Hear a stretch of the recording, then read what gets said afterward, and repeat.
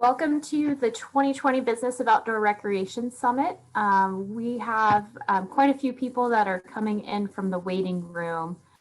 So as folks are starting to come in, we'll just do a little bit of housekeeping. So if you have already joined us, please make sure your microphone is muted. And then if you have any questions or resources you would like to, questions you'd like to ask or resources you'd like to share, we ask that you add those to the chat box so everyone will be able to see them. And then when we get to a natural progression where we can open it up to Q&A, our moderator will look at those questions and comments and resources and then post those to the group. So it really depends on how many people we have in this session. If she'll just pull the questions from the chat box or if we'll open up the mute, but I have a feeling this will be a big session. So once again, welcome to the summit. We're glad you're here. You make it what it is and make it a value added for sure. I'm Sheena Pate with Crown of the Continent Geotourism Council, and I am thrilled to partner with Rachel Schmidt, maybe she'll wave, with Montana Governor's Office of Outdoor Recreation and Montana Trails Coalition for Bob Walker from that group for this summit. Behind the scenes, you will have Calvin from 2% for Conservation, and then you'll have myself. We'll be working the magic behind the scenes. So if there's any technical difficulties or helping y'all to navigate it, we'll be behind the scenes. But other than that, we are thrilled to have you. This should be a good session. And I will hand it over to Diane, the moderator. Good afternoon, everyone. One quick thing, Sheena, I'm getting a message from Lindsay Ramonka that she can't get in, and she's in the waiting room and can't get in.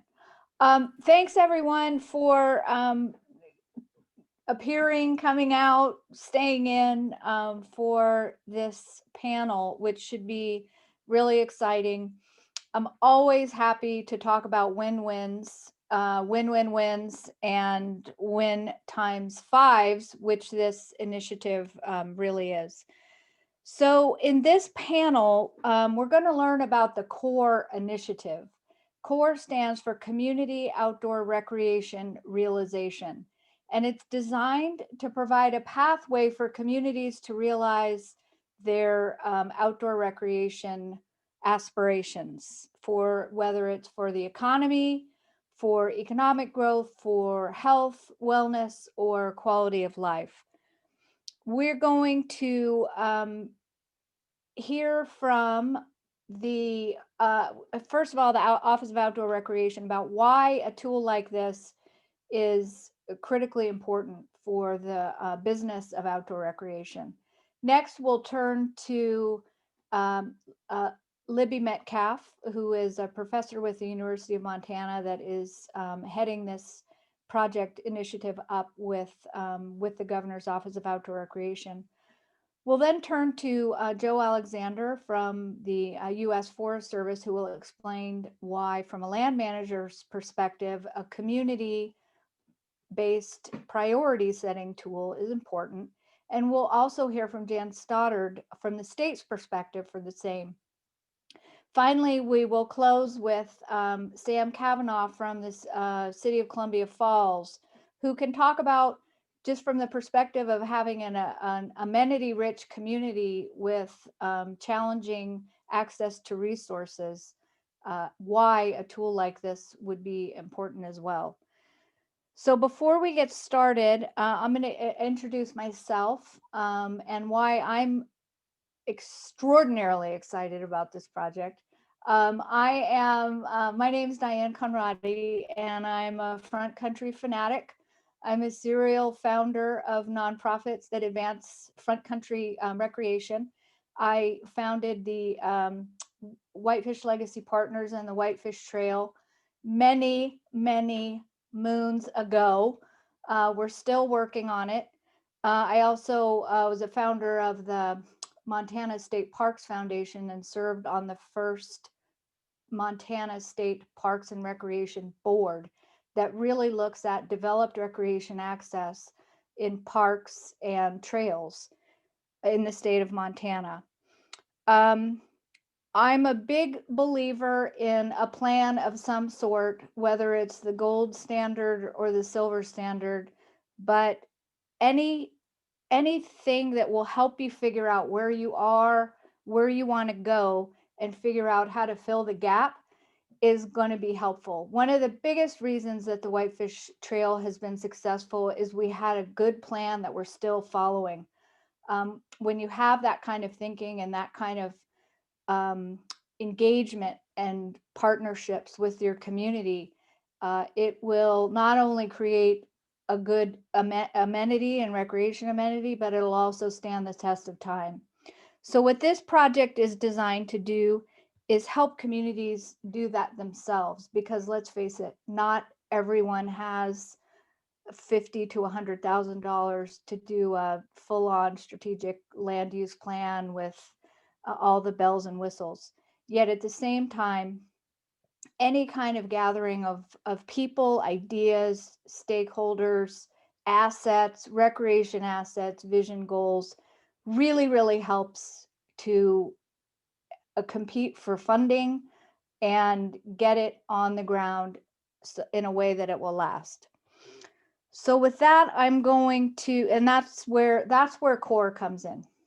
So I'm going to turn it over to our panelists to give brief introductions, and then we'll head into the discussion during which each one will talk about why an initiative like this really helps them and solves a significant problem for them. So Rachel, do you want to kick it off? Yeah, hopefully I can follow instructions. Sometimes I do it well and sometimes I don't do it well. Thank you, Diane. Rachel Schmidt, Governor's Office of Outdoor Recreation. I'm totally this is my only opportunity actually to speak live to so many of you. And I just want to thank you all for joining us for this year's summit. It's not what we thought it was going to be, but we're all here together and that's awesome. But mostly I want to thank Sheena and Calvin. I started doing the 2018 Business of Outdoor Recreation Summit with Sheena and with Calvin and Diane, actually. And so I literally, Calvin was my intern at the time. And so that first summit, and we've just been doing this all together. And I couldn't even imagine a more awesome group of gals to be doing this with. And I just wanted to say in front of all of you how much I appreciate and love those two. And so wanted to get that out there real quick. I will also say, because I'm allowed to, I'm allowed to. I have been watching all of these panel discussions, and I've been doing this now for 3 years. And I literally teared up in the last session, and I actually started crying because I was able to see like all this 3 years of us coming together and us talking and us working together and us connecting together.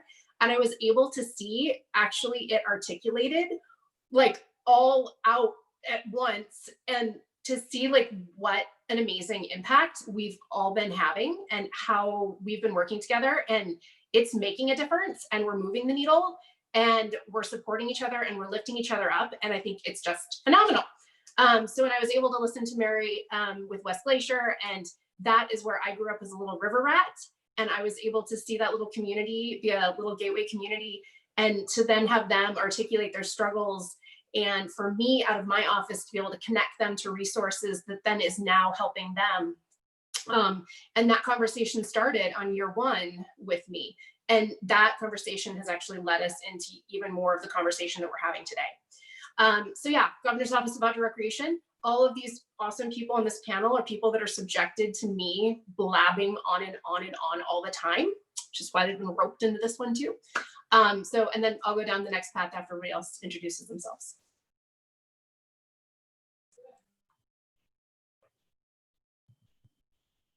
Do you want me to take it away, Diane? Libby. Yeah, Libby. Next. Yeah. Thank you. Hi. Hi, all. My name is Libby Metcalf. I'm an associate professor at the University of Montana in the College of Forestry and Conservation. And I direct the Parks, Tourism, and Recreation Management program here at the university. And I'm a professor, and so I do a lot with undergraduate education and training and advancement of amazing students who I always put this plug in with any panel I'm on. If you get a student from that has a degree in PTRM, they are the best students ever. And so please hire them. And so if you are there and you're looking for students, please hire mine. So I'll put that plug in. I know several names on this panel, and you all have been, many of you have worked with me in various efforts. And the one that you might know me the most for is the State Comprehensive Outdoor Rec Plan, which you can find online. And I think you have a link to that. And I'm going to talk about how that plan and that effort kind of led to Diane, Joe, and Rachel and I thinking about how do we more appropriately plan for outdoor recreation at the community level? How do we think about front country recreation, and how do we help communities achieve their outdoor recreation goals? And so I'm thrilled to be here, and I'm looking forward to talking a little bit more after introductions. And so with that, I'll turn it over. Joe? Yeah, hey, good afternoon, everybody. Thanks for having me. I'm Joe Alexander. I'm a regional director for Recreation, Lands, Minerals, Heritage, and Wilderness programs for the Northern region, which covers Montana, North Dakota, and North Idaho. We have a small sliver in South Dakota as well. Happy to be here at this panel. We've been working for a number of years on this concept and trying to move it forward, and through the great work with Diane, Rachel, and Libby, we're getting this moving. And so really excited to see the progress with it, and to be here on the panel today is an honor. I'm really excited to be here and participate in this, and look forward to the conversation. Thank you. Jan? So good afternoon. My name is Jan Stoddard. I work for the Montana Department of Commerce in a division called the Montana Office of Tourism and Business Development. And I've got more after that. But just from a perspective, I'm going to talk about tourism and what do non-resident visitors do, and what is a possible way to incorporate non-resident visitors into what you're doing on a community level. There are sustainable ways that are doing it. The communities have done it that produce revenue streams, but it takes initial planning from the ground up. So I'll be talking about that. Sam? Hi, I was told to bring some reality, so you're going to see me in the basement here. My name's Sam Kavanagh. I'm a resident of Columbia Falls. I'm also the vice president of the Gateway to Glacier Trail organization and sit on our planning board. I'm excited to be a part of this panel and just discuss kind of the future of recreation on a broader landscape, but more specifically in the state of Montana and my hometown of Columbia Falls. So I look forward to sharing you more about the story and what's going on in our community. Thank you. So you see that we have rock star panels. So Rachel, you started, but could you take a few minutes, as in 10, and talk about CORE and why it's important from the business of outdoor recreation perspective? Yeah. So let's see, way back in late 2017, I took this office, and the Office of Outdoor Recreation was a very new concept across the United States. Montana was the 4th office to be created, and Utah being the first, Colorado and Washington. Very quickly, there were 8 of us. And offices of outdoor recreation, we are created and we exist because we're now understanding, we even understand more now, how important outdoor recreation is to our economy. And when something is that important to your economy, oftentimes you really need someone to look at everything the state is doing, everything everyone's doing, through just this myopic lens of recreation to see what we're doing great and what we're not doing great. And so understanding, and hopefully you've all checked out your fancy new reports, updated report, but on the back of this, I reiterate over and over again, especially from a Montanan's point of view. When I was telling her, they're like, what do you do for a living? What do you do for Governor Bullock? I'm like, well, I run the Office of Outdoor Recreation. They're like, we love tourists. Yep, tourists, they're great. Tourism. And it's like, well, tourism absolutely is a part of what outdoor recreation does for our community. It's a piece of our outdoor recreation economy. But I know, and all of us know in our hearts, that outdoor recreation is so important to our way of life. And so that's why, actually, you can see, my life is better than your vacation. I know that you are seeing that backwards, but that's my mantra in life. And, we talk on the back about this, what are the benefits and what are the impacts of recreation? And it goes beyond non-resident visitors. It even goes beyond resident visitors. It impacts our way of life as a community. And I'm a Whitefish girl. I own it all day long. I was born here. My parents were born here. And Diane was talking about the Whitefish Trails. And Whitefish Trails are amazing. We're so blessed in this community to have this trail system. But the thing that a lot of people don't understand is that the Whitefish Trails were created by residents for residents. It's about us and what we want. We really don't care what anybody else wants. It's what we want. And there was even like 2 years ago, there was this economic impact survey about the trail system, and Whitefish residents, a lot of, one of the questions asked, it was like, rank in order the importance of the following things. And it was like religion, jobs, family, and recreation.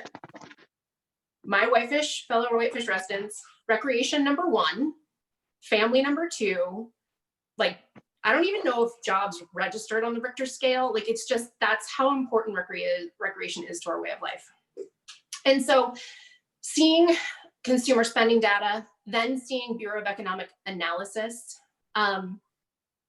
data coming out on GDP, then state GDP data, and really being able to put numbers to what this amazing part of our lives, I think am I blanking out a little bit? No, we're good. Okay. So seeing how, how important it is, not just to our way of life, but economically, and then understanding like what our state looks like, and understanding that I live in Whitefish, and we're having these conversations of how do we deal with all of this?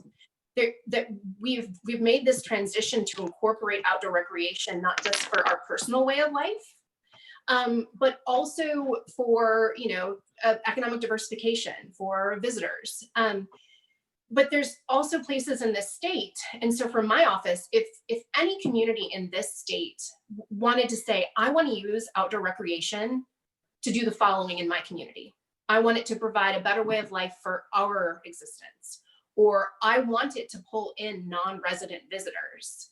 Can I look every community, in the eye, any community in this state, whether it's on the west side, on the east side, is it Glendive? Is it Glasgow? Is it Miles City? Is it Lewistown? Is it Troy? Is it Libby? Can I look at them in the face and literally say, yeah, no problem. It's no problem. We can do this. Super easy. No, absolutely not. No, we can't. There are amazing resources out there. Right now, in the last panel, you heard from Mary and the National Park Service and resources that they have. And it's this an expensive opportunity to do this. You have to apply for a grant, and then you get this planning grant. And if you get it, because it's so competitive, just to give you an example, like in year 1 of this, and I basically, my MO is like, I just talk out loud to people, and I just bleh, and then usually something resonates with what they need or everything, and then this is how things happen. But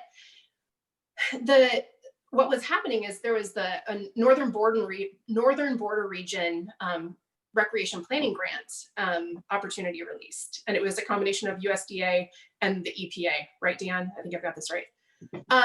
And so they released this, hey, we're going to do these 10 planning grants, and 8 of them are going to be in the Northern Border Region. And any community who wants an outdoor recreation plan, apply for this. And they had this webinar because everybody's like, whoa, this sounds amazing. Wow, there's these tools. This is awesome. And so Diane and I actually jumped on there. We're like, yeah, well, let's learn more about this.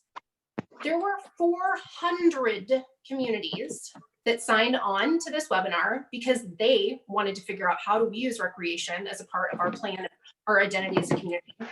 And then 150 communities applied for this grant, and only 10 communities received it.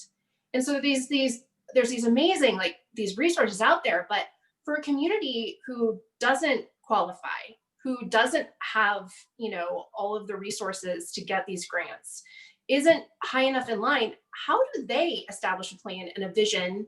And then how do they communicate that in a language that everyone they work with, whether it's city, county, state, federal land stewards around them, like, how are they communicating that?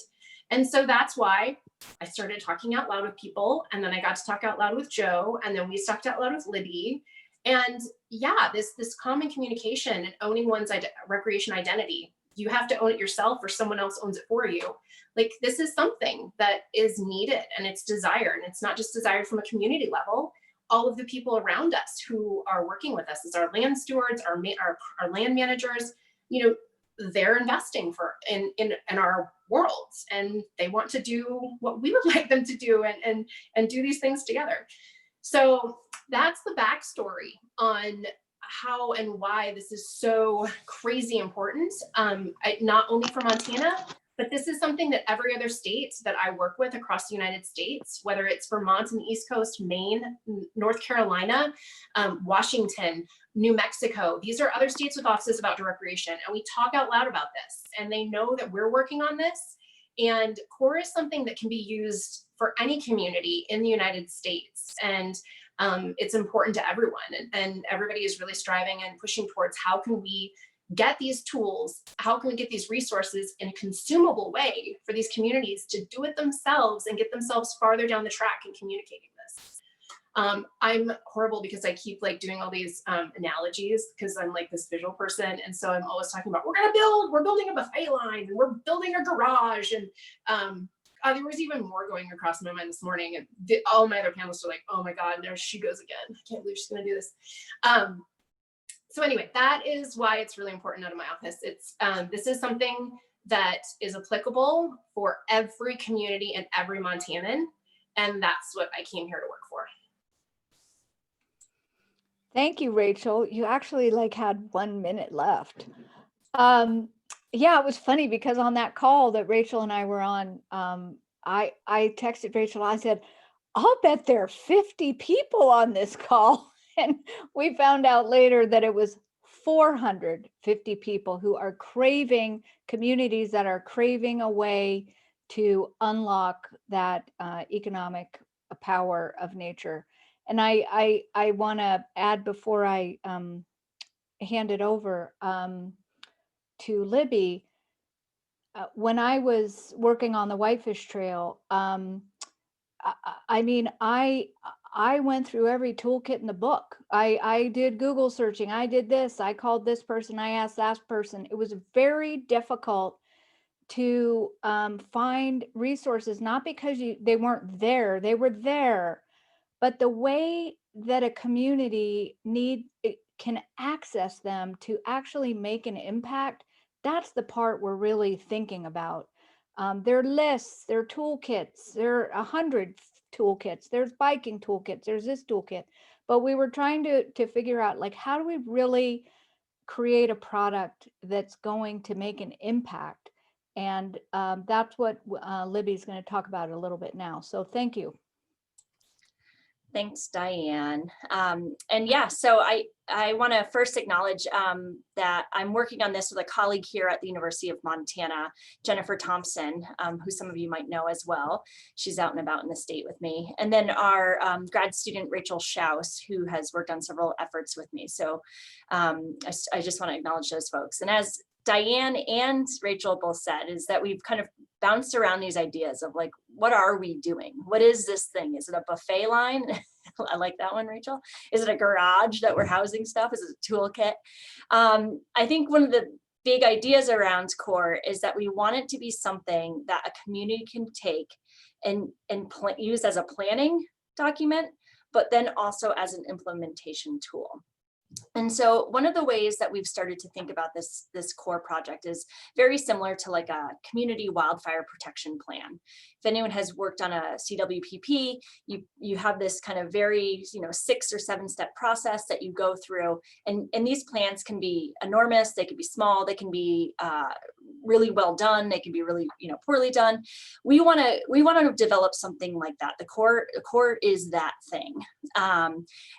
What's interesting about CORE is that it has both that planning side and that implementation side. And so Diane is always harping on the same thing with me.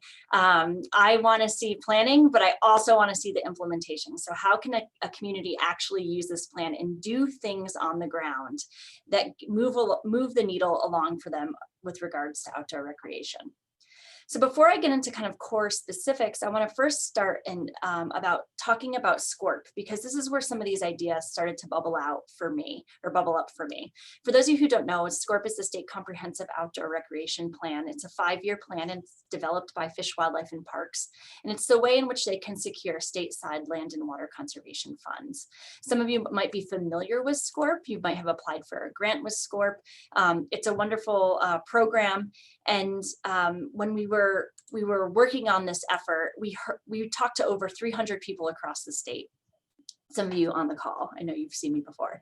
And what we learned is that folks in communities wanted help with securing grants, planning for outdoor recreation, and improving the livelihoods for the people and the communities that they're working in. And so a lot of our goals in the SCORP plan are focused on promoting outdoor recreation for all Montanans, or enhancing access to outdoor recreation, or improving life, supporting economic vitality, whether through tourism dollars or just local travel. And so we wanted to kind of use some of the ideas around SCORP and jump off into this core model.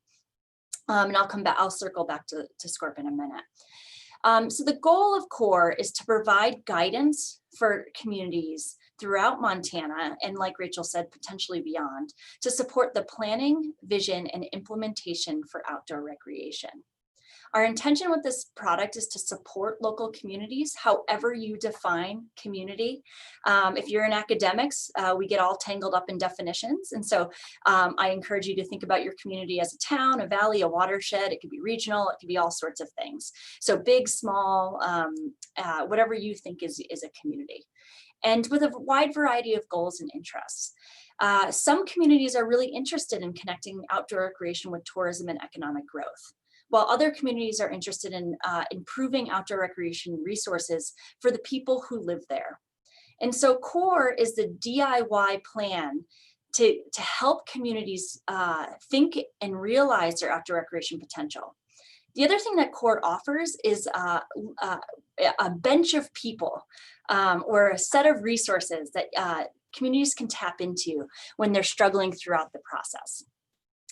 Some of the objectives for CORE are to enhance the community well-being and way of life, to add growth to the outdoor recreation economy through public and private sectors, and to identify critical funding sources for outdoor recreation.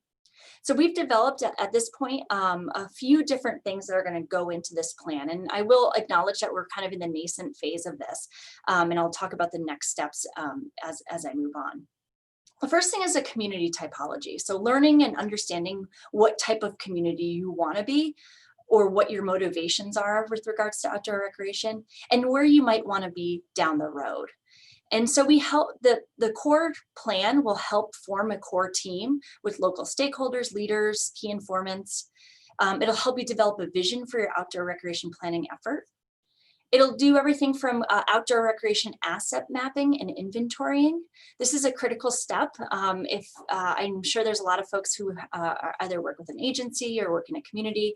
Knowing what recreation assets are on the ground is sometimes can be a huge hurdle. And so working with communities to figure out how to do that. Gathering information or additional plans that might inform a planning effort. Developing priorities of action. So what do we think are priorities? And then creating action steps. Those action steps are where I think folks like Diane are going to come in to help with that. And so her work on the Whitefish Legacy Project and kind of experiences will help kind of inform that action plan from there on out. What's interesting is we often hear a lot of communities say, well, I've developed a plan and I don't know what to do next. And so as part of CORE, we want to help make that happen. And so what grants are out there? For example, going back to my SCORP, there's ability for communities to access money through Fish, Wildlife, and Parks in their robust grants program. And so how do we work with the local community to actually think about that? In terms of the steps of where we are right now, like I said, we're in these early phases. Our goal is to prototype this idea and concept with a small community in Montana. And we'll focus on this. We're hoping to focus our first effort on Columbia Falls, just because they're ripe and ready for recreation planning. We'll go back, we'll fix, we'll tweak, we'll alter, we'll think about those steps a little bit more deeply. And then we will continue the prototyping process with other communities across the state. With the hope after a 1.5 year period, we'll have an actual product to have out there. We will have a 1 or 2 pager that folks can start looking at towards the end of the year, so you can stay tuned for that. But we're really excited about this project, and we think Rachel said it could expand beyond Montana.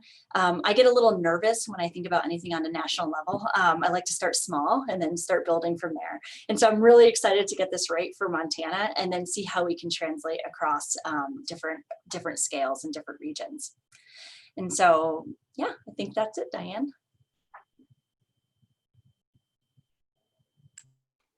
All right. Libby, if there are questions that come up or thoughts, as we move forward, we're all part of the same product. So next, I think, I think one of Libby and everyone has hit on the fact that frequently people don't use recreation the way that agencies and land managers think they do. So, the Forest Service has their plans, state or local or county have their plans, cities have their plans, which generally don't extend into the county. Counties sometimes have plans. The state lands are always either planned or unplanned. So I think part of what we're looking for is to actually map those recreation assets the way people use them. So less important about who owns it and more important of how people use them and how people access the land. Joe, there's no one that understands that probably on a scale that we can't even imagine more than Joe Alexander. So I'm going to turn it over to Joe to talk about his experience in this recreation space and the idea of why a community-driven planning process like the wildfire planning process is of interest. Thanks, Diane. Appreciate the introduction. So I'm going to talk a little bit about just public land management in general. And what we see, one of the great things about the Forest Service and the National Forest in general is that everybody loves them. But they've all got different opinions of how they should be managed and what we should be emphasizing. And so you see that, and you see that in our vegetation management programs.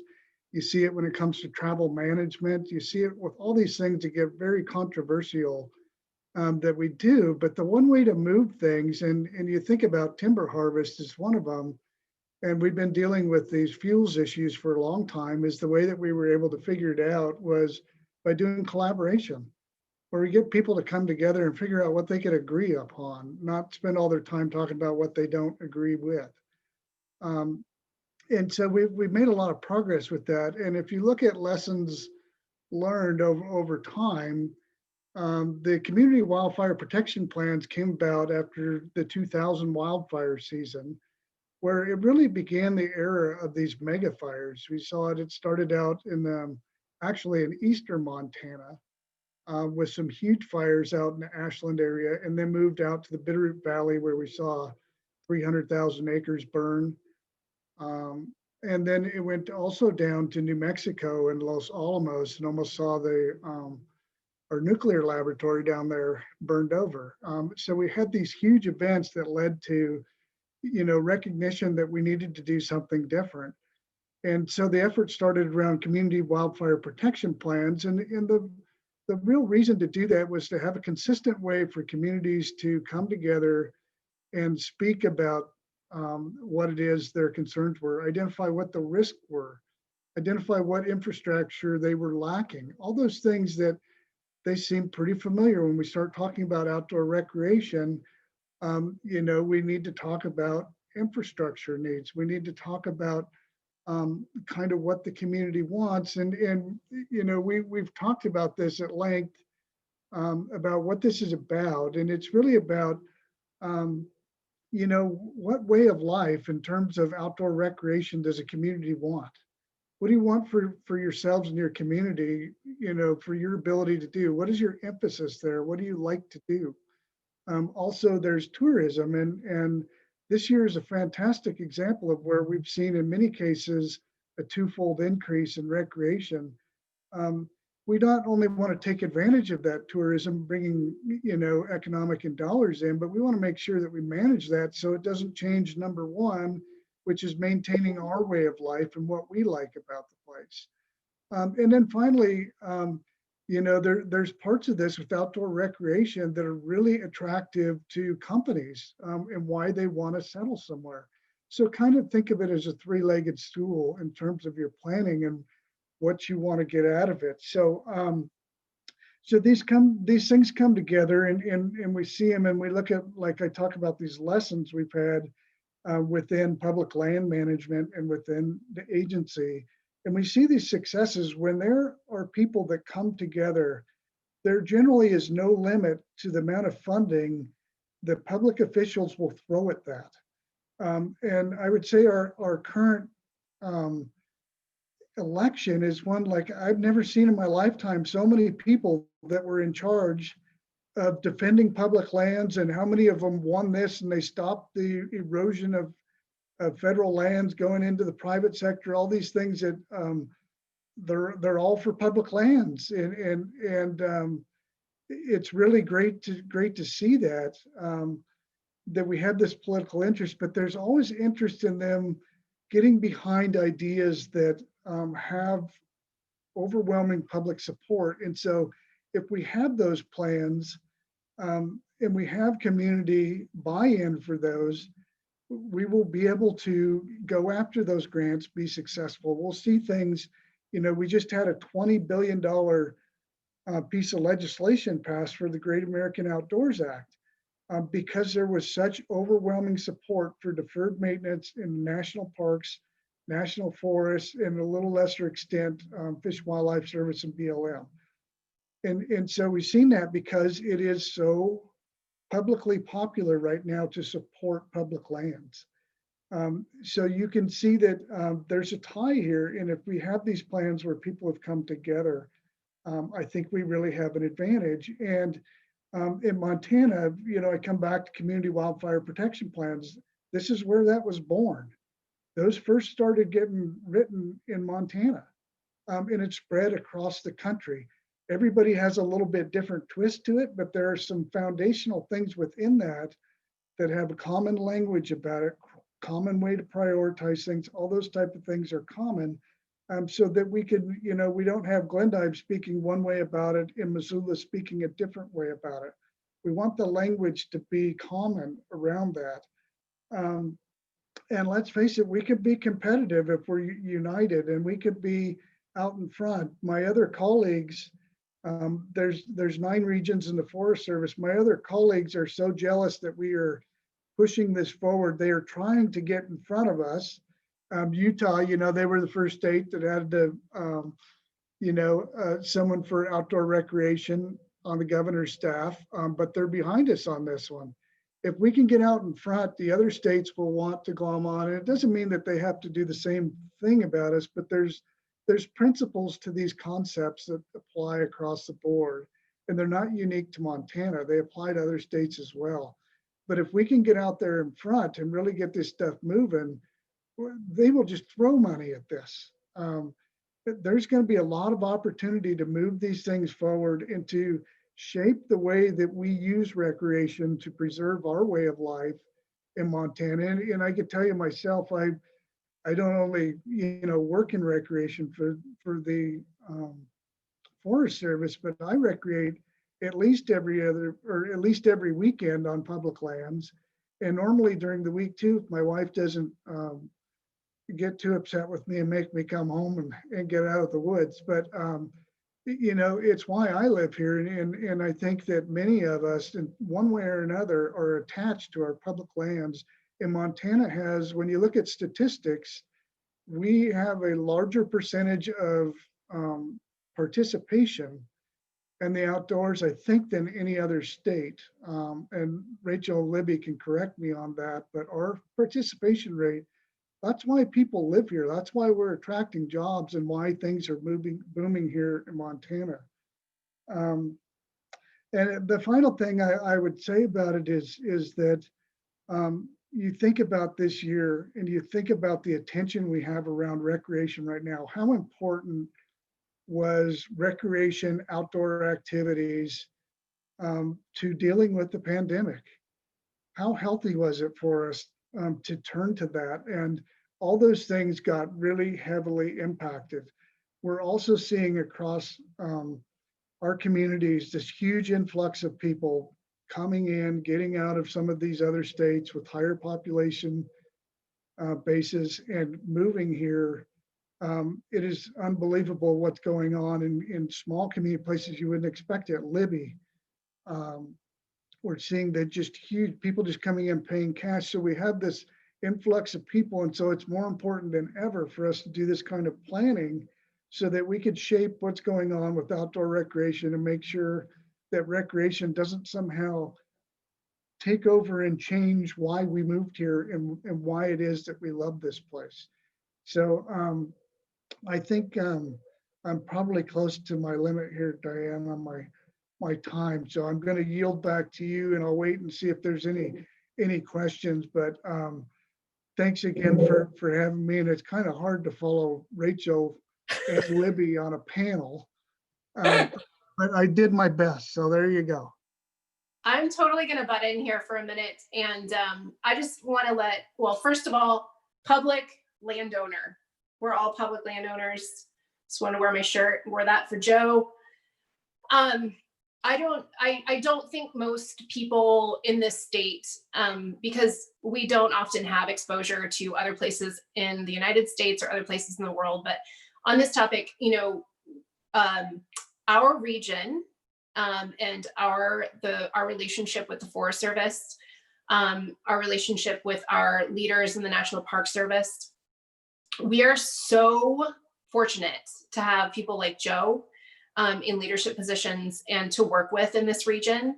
I can't even tell you, just how thankful I know I am and all of my colleagues are to have such great partnership. But I like to brag, but Joe might correct me if I'm wrong. So, out of this, as we've been working towards CORE is one of the first shared stewardship projects between federal and state on recreation in the US. One of the first, if not the first. I would like to claim first, but I don't know that. I'll just almost. But the Forest Service is funding the beginning of CORE through that joint stewardship program. And so this is a joint project between my office, University of Montana, and the Forest Service. And so I just want to let everybody know how, thankful and grateful I am that we in Montana have such amazing people, taking care of all of our public lands.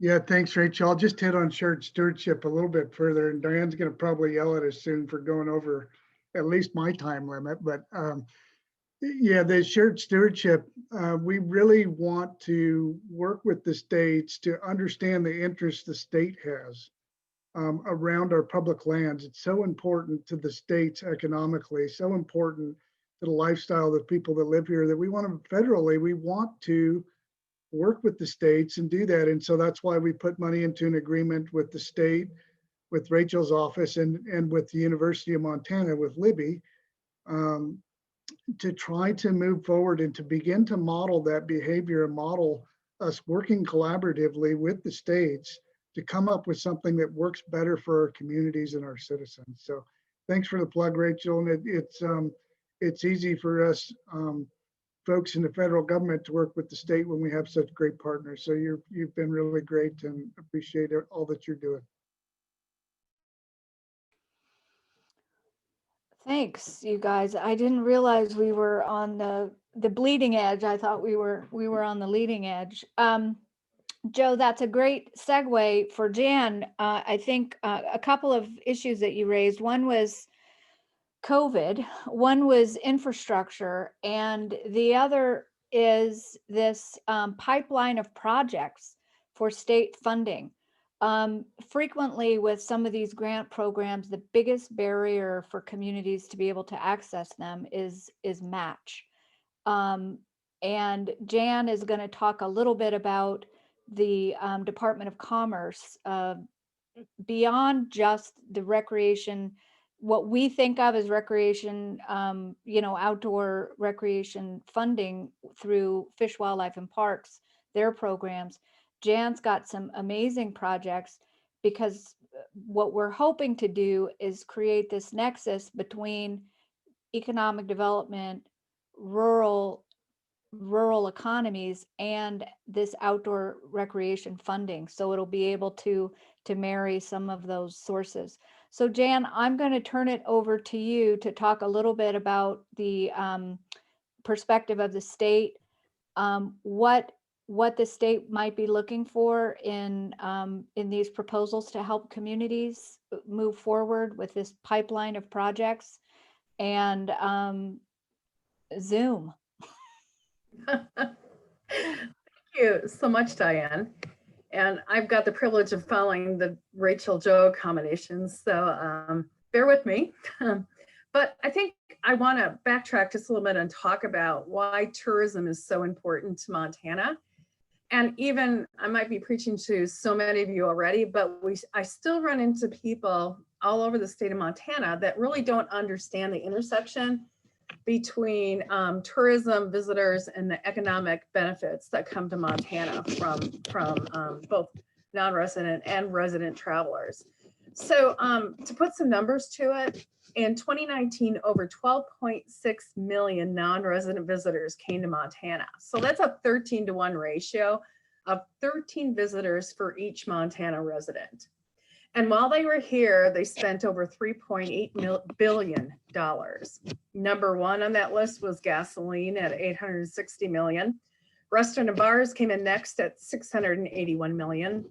Lodging at $496 million. And number four was outfitters and guides category with $375 million attached to that. And campgrounds and RV parks came down a little bit later, number 11, but still at over $50 million in contribution. And in addition to just the dollars, economically, over 53,000 direct jobs in the state are supported by tourism. So taking a look at those numbers, thinking what's happening now with COVID, there are changes actually that I feel are going to continue to drive more and more visitors to Montana and increasing use of our recreational resources. More and more visitors are seeking rural or small community experience. Visitors also come here, love Montana, and want to move to a more rural, small community location. And through the advent of remote work and with increasing good infrastructure within Montana, they can do that. And because of that, again, there's another increasing use of resources, local as well as area and regional resources.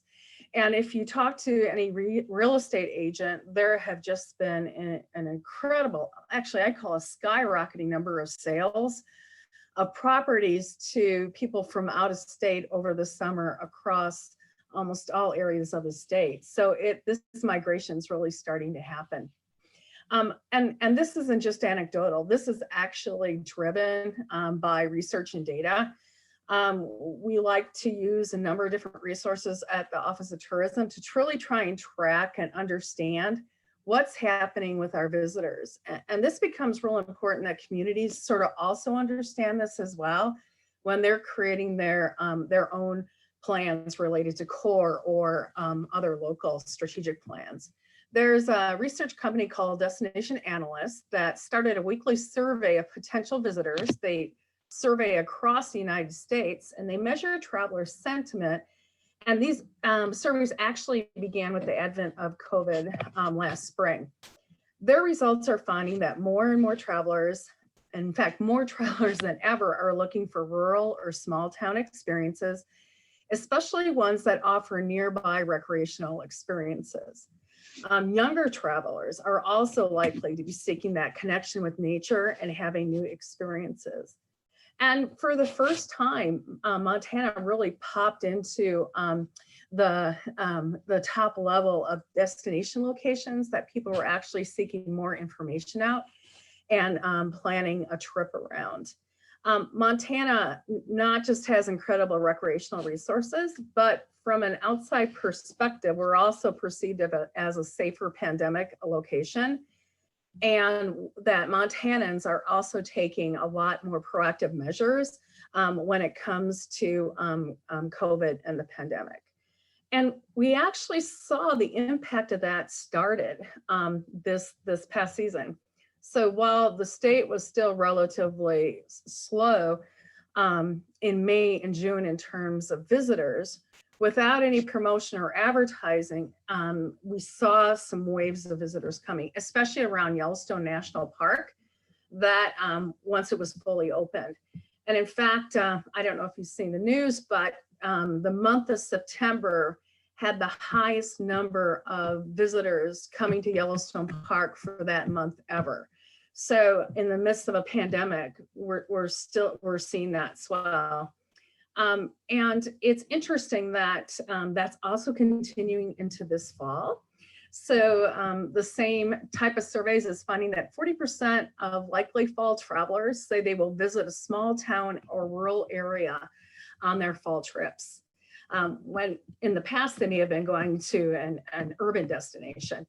And also there's behavioral changes. So people are looking at Montana as a safe location and one they can possibly work from. So work locations are definitely a trend, with 46% of those surveyed people looking at a fall workcation. And the new word is schoolcation. So all those kids with remote learning, their parents are looking to take them to destinations like Montana this fall. So it's important to understand who our visitors are and how they're going to continue to change and morph, as well as how they impact communities and recreational resources. So I truly believe that using methods like CORE is an absolute priority. And when taking tourism into account, I think there's a real opportunity to take a look and understand what local resources are, what recreational resources can be developed, and actually use those resources in a very measured way to attract additional visitors, the kind of visitors that provide long-term sustainable outcomes for communities. Some important things to keep in mind is visitors want similar recreational experiences as we all do, but it does take an extra level of education and communication to ensure these experiences are positive and result in appropriate behaviors. So for example, a lot of the projects that we've worked on involve things such as wayfinding and information signage, signage around appropriate access and parking lots, developing maps or routes, trailhead locations, amenities such as parking lots and fall toilets become critical. Developing a new river access points, for example, on the Yellowstone River, also creates opportunities for equipment rental businesses such as kayaks and canoes. We've also worked with other communities or parts of the state where developed bike trails become business development in terms of bike camps, bike rentals, bike repair shops, and other support services. So as communities start to do their local assessment and figure out their strategic planning, they can actually take a look and see what do they want to develop to attract what type of visitor, and how do they support that visitor experience as part of the plan. The other thing we look at all the time is because our visitation cycle is so condensed into those warm season months primarily, many communities are taking a look to see how they can extend visitation and use the recreational resources into the fall or spring or winter as well. So that becomes a key component, I think, in strategic planning. I was going to go out on a limb and just say a personal opinion here is that a lot of communities come to us and say, we need a brand, we need a plan, we need a marketing plan. And taking a look at the core program, my feeling is that you start with core. You identify those assets, and as a community, you decide what your priorities and what your project should be, what those timelines are, and then use that information to drive what your brand should be. How do you want to promote your community based on what you have to promote? And again, that fits against your strategic plan for sustainability. And absolutely, the more collaboration, the better. Talking about resources, the Fish, Wildlife, and Park Recreational Trails Program grants, and we have an annual tourism grant that has allowed us to work with communities, both large and small, on different types of projects. So to talk a little bit about the annual tourism grant program, I'm really excited that we are going to be able to continue that program this year. And actually, we're about to go into a solicitation for applications that's going to go through November. It is a competitive bid and does require match, but we've worked with various solutions on how to get that match with different applicants. Our tourism grant tends to be looking at the project more at the end of the project versus the beginning. So it's not around things like underground infrastructure, like water, sewer, things like that. It's more about how do you take that amenity and how do you make it bring in visitors, satisfy local needs in a complementary fashion. But actually, with lodging tax dollars that drive that program, we're looking at how do we bring in more visitors and more revenue to those communities. So I can give anybody the link that wants that on more about that program. I was going to give a couple examples because we really try and distribute those grants across Montana because we're finding that smaller communities, no matter if you're in Western Montana or Eastern Montana, are really taking a look at what they can develop that helps their community as well as helps bring in those visitor dollars. Thanks. So one example. I just was going to say we're out of time, but is there a way? The contact information for Jan is on the certainly on the Whova app. If you have questions about how to access that, and Jan, if you wouldn't mind maybe putting the deadline for that tourism grant maybe in the chat, or if it's in the handout, I can't remember, but that would be great. Sure, I can do that. It's a great segue talking about how communities can access these grants programs. One of the challenges is, of course, capacity. Columbia Falls is a small town. It does have professional staff, but it also has a dedicated cadre of volunteers, which for most rural communities is the way blankety blank gets done. So with that, can I butt in for 2 seconds to kind of introduce Columbia Falls, my neighbor? Yes. something that was really important as we talk about this, and you've heard community-driven, community-led, community-driven, community-led, is because as I have traveled to almost every town in Montana, through all of this and talked about recreation, and recreation is something different for every community. And something that I would often hear of is like, I like recreation, we want recreation, but I don't want to be Whitefish. I don't want to be Bozeman. And I'm like, oh, good, because they're taken, you can't do them. And so it's not about, turning your community into something someone else is. It's about owning who you are and utilizing that. And so that's why it's great. Diane and I both live here in Whitefish, and we've got this experience of 20 years, and Diane, all of her work from the Whitefish Trails and what Whitefish has done. But yet our neighbor right down the street, Columbia Falls, is going through the same process, but maybe, a 10, 15 years later. And so, even though communities are very close to each other, they're very different communities. And while we have a lot of stuff to learn from each other, we all have different, things going on. So that's just something I wanted to bring up, and I'll turn it over to my neighbor, Columbia Falls. Thanks, Rachel and Diane.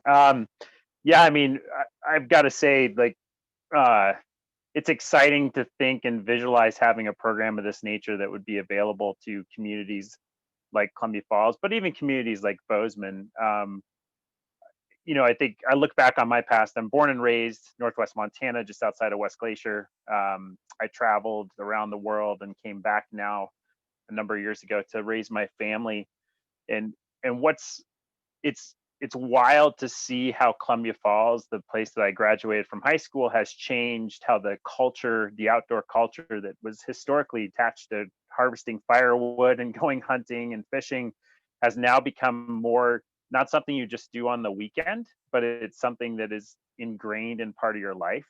I think of the Tea Kettle River access growing up. I was a kayaker, and I would drive by that access, and if there was one car down there, that would be kind of abnormal. And today we're finding ourselves wondering, where are we going to park next, as everything fills up? And I've been a part of a number of projects prior to coming back to Columbia Falls that they just spun out. At some point you had people that were excited and interested in getting some sort of recreational amenity into their community. And then they spun out because it's difficult. It takes a lot of time in these volunteer-led programs. Sometimes people lose heart when they start talking about, like, how do we form a nonprofit? How do we go through bylaws? I think having a project like CORE and kind of gaining from my experience as a civil engineer, communities have transportation plans. Communities have growth plans. Unfortunately, most of those plans historically have never tapped into any sort of recreational connectivity within their communities, or have tried to harness the recreational amenity that their community is. And I would say, Columbia Falls, even to a huge part, has only just begun recognizing the value of a river, the Flathead River that runs right on our boundaries. I think for a number of years we didn't recognize that. We're just now becoming to appreciate the blessing of having the National Forest come onto our northern boundary of the city. So I think it's, I try to back up just a little bit just to explain where Columbia Falls is today. When I moved back, Columbia Falls was in the reels of losing 600 stable, good paying jobs. We were a community that was struggling. We saw pretty significant turnover in a housing market in 2008, 2009. But we had this new group of some of us returning back to the valley, wanting to raise our families. They wanted some mountain bike trails. We saw what Whitefish had done. We had participated. We had come to love riding on a daily basis, and we wanted to be able to offer that to our kids. And so a group of us got together. We proposed some trails, and that was eight or 9 years ago. And then we got to a point where they said, well, we'd love to work with you, but you need to be official. And there was a period of time where 4 of us are starting to stand around and say, do we create bylaws? Do we do all this? And then we were, kind of rolled into the Gateway to Glacier group that had been integral in getting the bike path from Hungry Horse to West Glacier. But we had that entity, and yet we continue to find that it's very difficult to take our small group of dedicated volunteers and have the hours to recreate the wheel or come up with a game plan. And I see that's being the huge benefit of the core plan, is having structure behind it, but not just structure to get a plan out there, structure to implement that plan. Ways for communities, unique ways for communities to seek financial support and matches and grants. And the other part is, I think it's incredibly is the comprehensive nature of it. And kind of borrowing back to how I started, it was a group of guys that wanted mountain bike trails. What I've learned through this process is there's a need for horse trails. There's a need for cross-country ski trails. There's a need for additional access to our rivers. And without a plan that looks at all the recreational opportunities we have in our communities and around our communities, we are likely missing an audience that will become very integral to the success of any recreational aspect.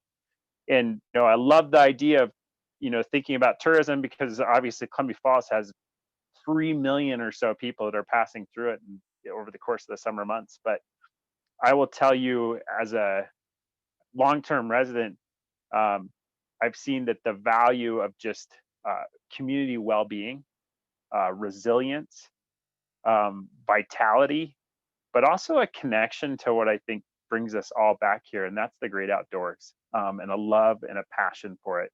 I think, the public landowner movement, I ask myself, would it be what it is today if we haven't made it a priority of letting our communities recreate in their public lands? And so I think we have people that are now appreciating and fighting for our public lands in ways that they may never have if someone hadn't taken the time to create these recreational opportunities. And that's why I'm certainly looking at Columbia Falls, and I look at my 9 and 11-year-old, and I introduce them to the world they're surrounded by. I look at them and I think to myself, these steps are planting this future stewardship of what we call home.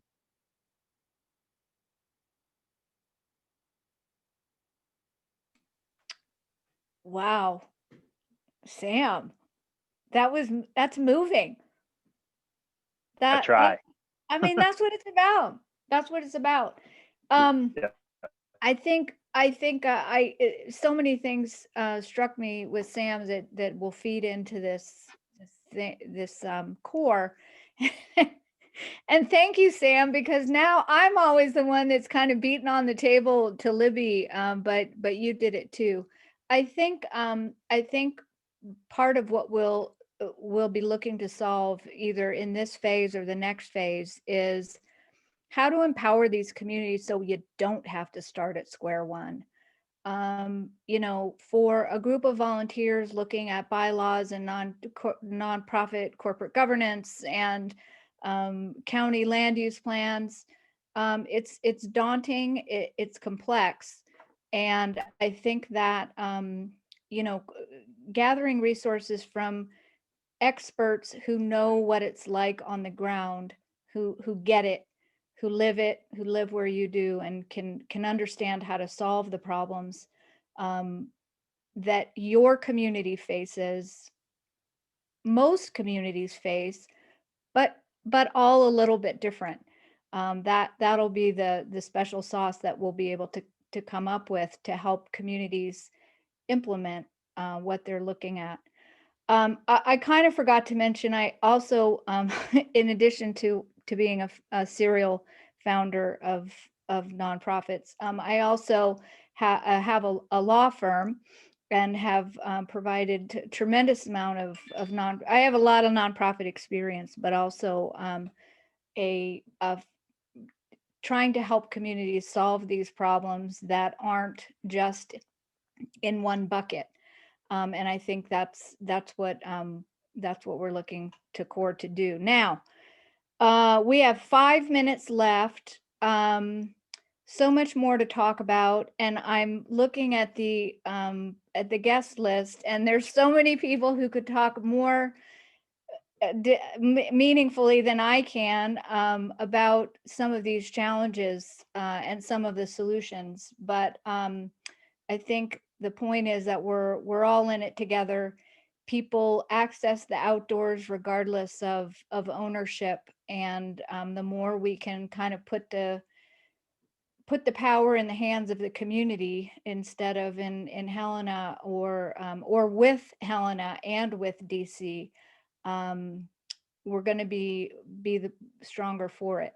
Sheena, I'm looking, let's see. I'm looking at the chats.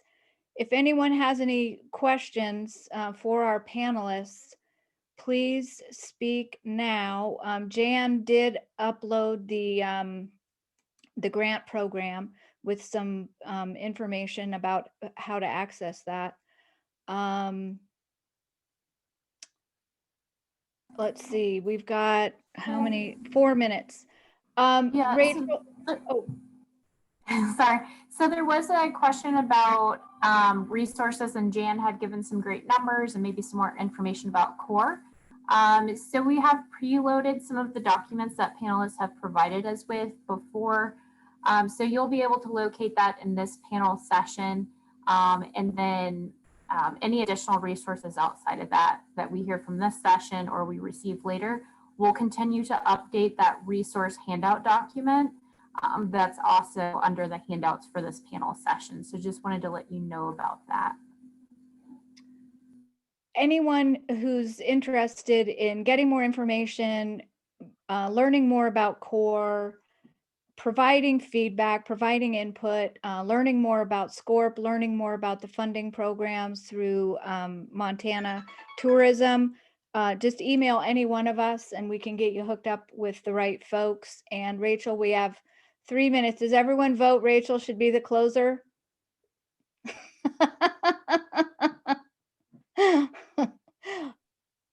I'll turn it over to you. Yeah, I'm just so happy to be able to work with everybody and talk with everybody about this. I actually, we've covered a lot of ground here, and Sam, thank you so much for coming and articulate what you had to say about Columbia Falls. And like the only time I get to I didn't like cry when I gave birth to children. I like cry about public lands. And when you were talking about like you feel like you're laying, more foundation for your home, I'm tearing up now again. I hope everybody that, is watching this panel has been able to catch other panel discussions. I'm so deeply proud of the people that have been willing to come and join us on our panels. And we're having conversations about recreation, accessibility, diversity, equity, inclusion, a lot of conversations that I don't hear often. And it's so important for us to be bringing conversations like these, out and to be, constantly talking about these things and having these things in our minds. And I hope that everyone has been able to enjoy some of the podcasts. I know we had one we were going to load up this morning, but it backfired on us. We're going to have it loaded again. So you'll hit that one. But these podcasts are conversations with people that I have just been deeply inspired by over the last few years and have a lot of really interesting and amazing things to say. And it's been awesome to be able to bring those conversations to everyone here. Thanks to everybody for, really rallying around, putting so much energy into, what outdoor recreation is in Montana. And this is why we live here. And this is why we all get along so well, even when we find each other in each other's fishing holes. So anyway, I just want to say thanks to everybody. Thanks to everybody for being here. And see you at the next session.